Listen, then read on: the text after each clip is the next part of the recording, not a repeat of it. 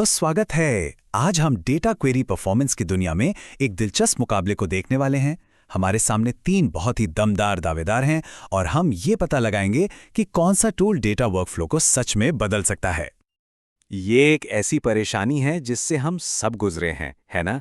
जैसे जैसे डेटा का ढेर बढ़ता जाता है, हमारी क्वेरीज धीमी हो जाती हैं और ऐसा लगता है मानो पूरी प्रोडक्टिविटी पर ब्रेक लग गया हो। तो चलिए इस मुकाबले को शुरू करते हैं। और ये समझना जरूरी है कि यहाँ बात सिर्फ ज्यादा पावर की नहीं है, बल्कि सही काम के लिए सही टूल चुनने की है। देखते हैं इन तीनों में से असली चैंपियन कौन है। तो मैदान में उतरता है हमारा पहला दावेदार ट्रेनो। इसे आप एक डिस्ट्रीब्यूटेड जायंट की तरह सोच सकते हैं, जिसे बहुत बड़े पैमाने पर डेटा संभालने के लिए ही बनाया गया है। मतलब इसका काम बहुत सीधा है। डेटा चाहे कितना भी बड़ा क्यों ना हो, ये उसे बिजली की रफ्तार से क्वेरी करता है। ये खास तौर पर इंटरैक्टिव एनालिटिक्स के लिए बना है, जहां हमें जवाब मिनटों में नहीं बल्कि सेकंडों में चाहिए होते हैं। अब देखिए, ट्रेनो से बेस्ट परफॉर्मेंस निकालने का जो पहला राज है ना, वो इंजन के अंदर नहीं बल्कि हमारे डेटा में ही छिपा है। पार्किट जैसे कॉलम आधारित फॉर्मेट का मतलब है कि ट्रेनो को सिर्फ वही कॉलम पढ़ने पड़ते हैं जिनकी जरूरत है। और हाँ, फाइल साइज को सही रखना भी बहुत जरूरी है, ताकि हजारों छोटी छोटी फाइलों को खोलने का झंझट ही खत्म हो जाए। तो एक बार जब हमारा डेटा सही शेप में आ गया, तब बारी आती है इंजन को ट्यून करने की। ब्रॉडकास्ट जॉइंट्स जैसी टेक्निक्स क्या करती हैं कि एक छोटी टेबल को हर नोड पर कॉपी कर देती हैं, जिससे जॉइंट्स बहुत तेज हो जाते हैं। और स्पिल टू डिस्क ये पक्का करता है कि कोई बड़ी क्वेरी मेमोरी की कमी से फेल ना हो, बल्कि डिस्क का इस्तेमाल करके पूरी हो जाए। चलिए, अब मैदान में आता है हमारा दूसरा दावेदार, पाई आइसबर्ग, जिसे हम मेटाडेटा मैस्ट्रो भी कह सकते हैं। और इसका खेल ट्रीनो से बिल्कुल अलग है। यहाँ एक बहुत जरूरी बात समझनी होगी। पाइसबर्ग कोई क्वेरी इंजन नहीं है। ये खुद काम नहीं करता, बल्कि काम को आसान बनाता है।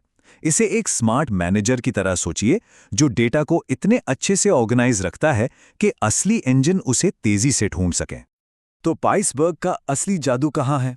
वो है इसके मेटाडेटा को हैंडल करने के तरीके में।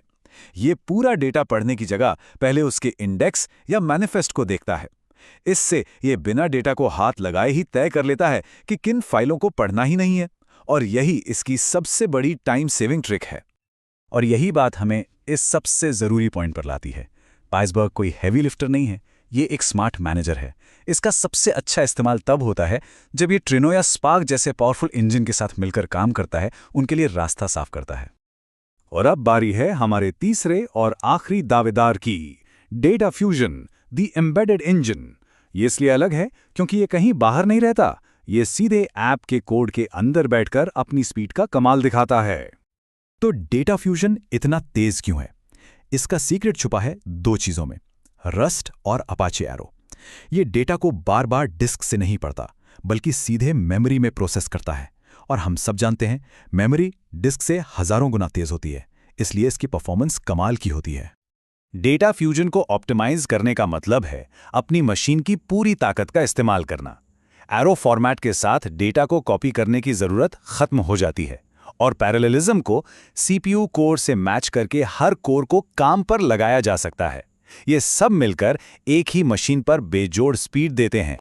तो चलिए, तीनों दावेदार हमारे सामने हैं और हम उनकी ताकत देख चुके हैं।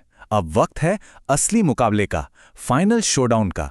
देखते हैं कि आमने सामने की टक्कर में कौन कहां बाजी मारता है। यहां तस्वीर एकदम साफ हो जाती है। ट्रीनो वो जायंट है जो विशाल डेटा से लड़ता है। पाइसबर्ग वो मैनेजर है जो नियम तय करता है। और डेटा फ्यूजन वो स्प्रिंटर है जो एक ही मशीन पर तेजी से काम करता है। असल में ये एक दूसरे के प्रतियोगी नहीं, बल्कि अलग अलग भूमिकाओं के एक्सपर्ट्स हैं। और जब बात आती है कि कौन सा टूल किस काम के लिए बेस्ट है, तो ट्रीनो बिजनेस इंटेलिजेंस के लिए चमकता है। पाई आइसबर्ग पाइथन बेस्ड वर्कफ्लो और मशीन लर्निंग पाइपलाइंस के लिए एकदम परफेक्ट है। और डेटा फ्यूजन उन एप्लीकेशंस के लिए आदर्श है जिन्हें अपने अंदर ही सुपरफास्ट एनालिटिक्स की जरूरत होती है। तो अब ये सब जानने के बाद सबसे बड़ा सवाल ये उठता है कि इनमें से किसे चुनें? अपने प्रोजेक्ट के लिए सही चैंपियन कौन है? तो एक आसान सा नियम याद रख सकते हैं। अगर बहुत बड़े और फैले हुए डेटा पर इंटरैक्टिव क्वेरी करनी है, तो ट्रेनो आपका चैंपियन है। अगर पाइथन में रहकर टेबल्स को स्मार्ट तरीके से मैनेज करना है तो पाई आइसबर्ग का इस्तेमाल करें। और अगर आपको अपने ऐप के अंदर ही बिजली जैसी तेजी चाहिए तो डेटा फ्यूजन से बेहतर कुछ नहीं। तो हमने इन तीनों टूल्स को अच्छे से समझ लिया है, लेकिन असली सवाल तो अब शुरू होता है, इस जानकारी का इस्तेमाल कैसे होगा? हर प्रोजेक्ट की ज़रूरतें अलग होती हैं और असली चैंपियन वही टूल होगा जो उन ज़रूरतों को सबसे अच्छे से पूरा करे। सोचने वाली बात है ना?